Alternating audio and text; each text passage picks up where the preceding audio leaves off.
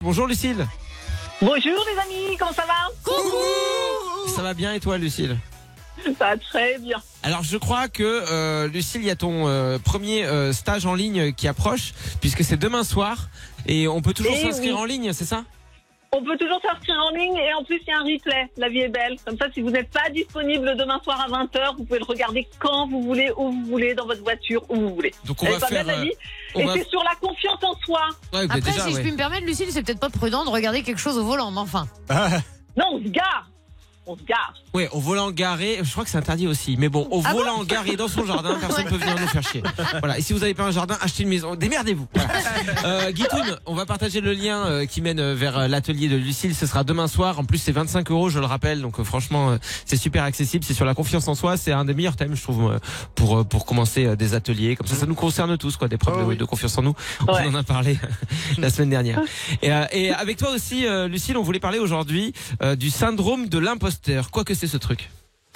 Eh ben justement, qu'est-ce que c'est? Expliquons. C'est le sentiment de ne pas être légitime, de ne pas être à la hauteur. Ça va générer un manque de confiance en soi et ça va concerner les personnes qui ont les compétences dans le domaine dans lequel elles se sont en incompétence. Donc c'est vraiment une vision faussée de la réalité. Alors comment ça va s'exprimer? Ça peut s'exprimer de plein de manières différentes, dans la peur de se tromper, la peur évidemment de tromper les autres, donc d'être démasqué. On va attribuer notre réussite aux autres plutôt qu'à nos propres compétences. On va banaliser nos accomplissements. On va s'auto-saboter. Ça, c'est très très bien. On va avoir des pensées négatives en boucle, des ruminations, du dénigrement. Alors déjà, pour aller définir le niveau d'estime de soi, il y a un petit test qu'on peut faire qui s'appelle le test de l'échelle de Clance, qui à travers 20 situations différentes permettent d'évaluer l'estime de soi. On vous met le lien. C'est vraiment très efficace pour savoir si votre niveau d'estime de vous est en correspondance avec qui vous êtes vraiment. Alors qui ça va concerner? 60 à 70% de la population mondiale, une fois, 2 fois, 10 fois, de manière récurrente. Je suppose que vous, au Vachetam, ça vous est bien arrivé une fois ou plusieurs fois de vous dire que si vous étiez là, c'était vraiment un coup de bol, que c'était grâce à la chance, que c'était le bon alignement des planètes qui avait fait que... dingue, vous êtes là, on est d'accord? Bien sûr, il y a un côté, si on fait de la radio, c'est parce qu'on a de la chance dans notre vie. Moi je suis exceptionnelle. On a eu les bonnes personnes au bon moment, et puis quand tout ça va s'arrêter, de toute façon, on n'arrivera plus rien à accomplir dans notre vie, puisque c'était un coup de chance, et que maintenant, c'est la merde qui arrive. Merde is coming, comme on dit dans Game of Thrones, mais une version un peu plus dark. Clairement. Et même Christophe André, je l'ai vu témoigner de son problème d'imposture il y a quelques années, et il témoignait dans une interview. Donc je me suis dit, si Christophe André a eu le syndrome d'imposteur, tout va bien. C'est un super auteur, Christophe André, pour ceux qui ne le savent pas, c'est un super auteur et psychiatre à la base, je crois. Parce que je confonds tout le temps les psychologues, psychiatres. Qui a écrit que des super livres, on l'avait reçu, vous pouvez réécouter ça en replay, c'était génial. Oui, Nico. Ouais, d'accord, Lucille, que ça vient principalement de nous, le syndrome de l'imposteur, mais ça peut venir aussi des autres. C'est-à-dire que moi, je sais que j'ai bossé pendant très longtemps avec quelqu'un, je ne citerai pas son nom évidemment, je crois que Vacher peut-être le connaît, où effectivement, à chaque négociation de fin de contrat, etc., c'était, non mais en vrai, tu fais pas grand-chose. Et du coup, tu te complais un petit peu dans un truc de, en fait, peut-être que je suis une merde, tout simplement. Quand tu demandes une augmentation, quand on te dit oui, mais tu travailles pas tant que ça, tu dis ah oui, mais il a raison. Ouais, c'est vrai. Alors, on va prendre le problème dans l'autre sens. Si tu n'as pas le syndrome de l'imposteur, tu vas savoir quoi répondre et tu te laisseras pas influencer. D'accord. Donc c'est surtout que ça vient de soi. Parce que là j'avais pleuré à l'époque, c'est pas ça qu'il faut faire. Je m'étais mis en boule, c'est vrai que t'avais pas été augmenté du coup. Non. Et puis t'avais signé pour 5 ans. C'est vrai. Mais je me suis dit, putain, c'est très parti. Donc effectivement, là, ça vaut le coup de se faire aider. Viens faire l'atelier demain. Je viens demain, après-demain, après-demain aussi. Parce que justement, quand on n'a pas de confiance en soi, évidemment, la personne qui va vous mettre sur le dos un syndrome d'imposteur, la porte est ouverte, c'est beaucoup plus facile. Bien sûr. Voilà, faut avoir la case. Donc d'ailleurs, d'où ça vient très souvent des schémas de l'enfance dans lesquels on n'aura pas été soutenu dans certaines situations, on nous aura pas donné de la confiance en nous, qui va faire que on aura à la moindre occasion, on va dire oui, non, mais ça se trouve, c'est pas moi qui l'ai fait vraiment, et j'ai pas les compétences, d'accord? Ça va concerner à peu près 56% des hommes quand même, et 66% des femmes, parce que c'est pas rigolo si on n'est pas meilleur là-dedans. Donc, en ce qui concerne les femmes, c'est surtout des injonctions sociétales de performance, de perfection dans tous les domaines. Il faut être une bonne épouse, une bonne mère, excellente à son boulot, enfin, etc. Ouais. Et souvent, les schémas, ils sont intériorisés, c'est-à-dire qu'ils sont pas conscients. Donc, on pense réellement qu'on n'est pas bon. On n'a pas le recul de se dire, non, mais là, j'ai un syndrome d'imposteur qui n'a aucune relation. Il y a des personnes qui peuvent nous écouter, qui ont un syndrome de l'imposteur, mais qui vraiment, même en t'écoutant, vont se dire, ouais, mais moi, c'est pas ça. Moi, je suis vraiment quelqu'un de nul.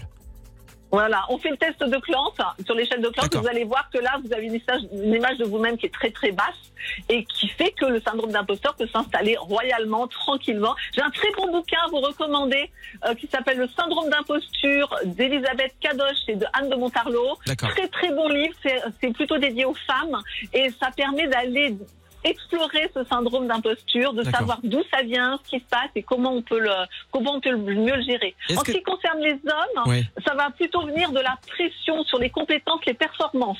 Donc la peur de ne pas être à la hauteur, la peur de décevoir. Et maintenant, les hommes commencent à être impactés sur leur syndrome d'imposture, sur leur vie privée. Voilà. Oui, et les autodidactes. Il y a Nico, je crois que tu voulais te mettre en boule ou tu voulais dire non, justement, je viens de faire le test sur Internet, mon ordinateur s'est mis en boule.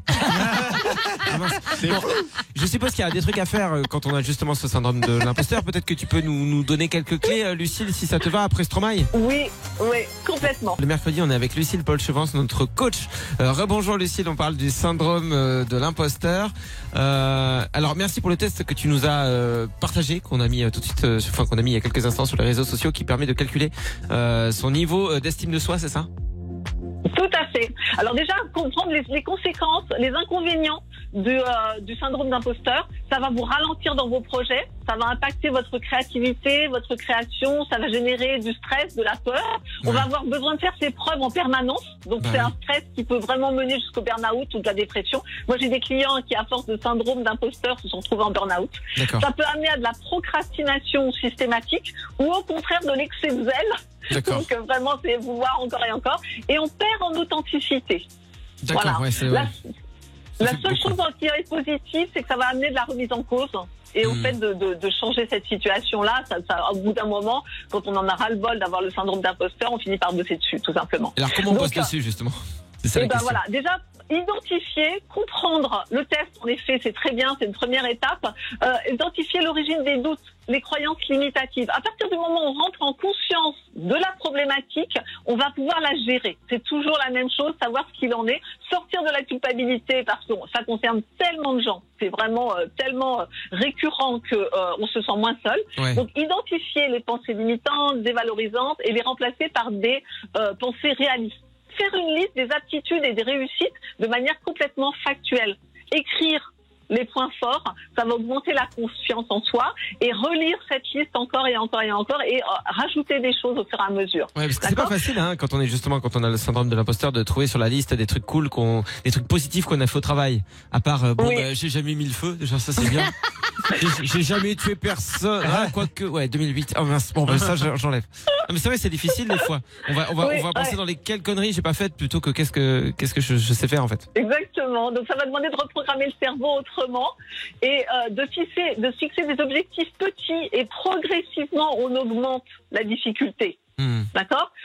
Lâchez la comparaison. Ne vous comparez pas à des gens qui ont plus d'expérience ou plus de compétences que vous. On a tendance à faire ça, de dire ah ouais mais l'autre il est mieux. Oui mais l'autre il bosse sur le truc depuis 20 ans.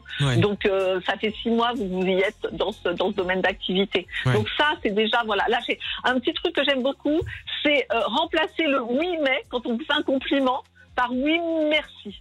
D'accord. Ok. D'accord.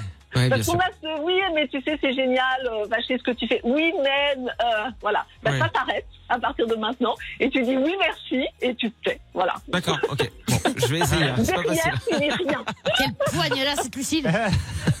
Oui, c'est pas facile. Mais oui, super. Et même, je suis bon dans ce truc-là aussi. Alors là, ça va te demander un petit effort. Mais j'en ai le souffle coupé, là. Mais... ok. Je vois ce que tu veux dire. Donc, assumer ses succès et parle-en autour de toi avec des personnes qui sont positives, bénéfiques, qui te soutiennent. Et c'est pas de la prétention. Les gens confondent parler de ce dans quoi on est bon et se vanter. C'est pas du tout la même chose. Et ça se soigne, entre guillemets, comment le syndrome d'imposture? Est-ce qu'on passe par un psychologue quand on a envie de se faire aider? On en parle avec qui? Oui, on peut en parler à un thérapeute, en effet un psychologue, à un coach évidemment. Et on peut travailler. Moi, j'ai des personnes à qui j'ai aidé à définir la problématique. Et après, on est allé chercher la clé de à quel moment ça a commencé, l'origine. D'accord. Okay. Et du coup, en dénouant le point d'origine, le syndrome d'imposteur a disparu, mais totalement. Totalement. Donc travailler la confiance en soi, c'est vraiment ça. Et c'est lâcher au maximum la validation des autres. Quand vous sentez que vous êtes là, avoir besoin d'être validé, ça veut dire que vous avez besoin de retourner vers vous-même et travailler votre estime, votre confiance en soi. C'est vraiment et le mot-clé, c'est lâcher la perfection pour aller vers de la progression. Plutôt que d'être dans la perfection immédiate, progression, tout simplement, étape par étape, pas par pas, on y arrive. Ah ben merci beaucoup. Ça donne envie. On rappelle que Lucille, vous pouvez faire une session avec elle demain en ligne. Ce sera demain soir et on a partagé le lien sur la page du Vache et Taille. Mais ça tombe bien, c'est un lien puisque c'est un rapport, puisque c'est le thème, c'est la confiance en soi, c'est ça. Et ce sera. Tu peux nous rappeler l'heure, Lucille? 20h heure de France. Oh, ça va, c'est cool. 20h. Voilà. Et j'y serai. Pour qui sera 3h du matin. Et ben, je te dis à demain alors. À demain, avec grand plaisir. Et on a partagé le lien. N'hésitez pas à y aller pour vous préinscrire parce qu'il faut le faire un petit peu avant pour avoir toutes les infos. Merci Lucille d'avoir été avec nous. Des gros bisous Lucille. Salut. À bientôt. À demain.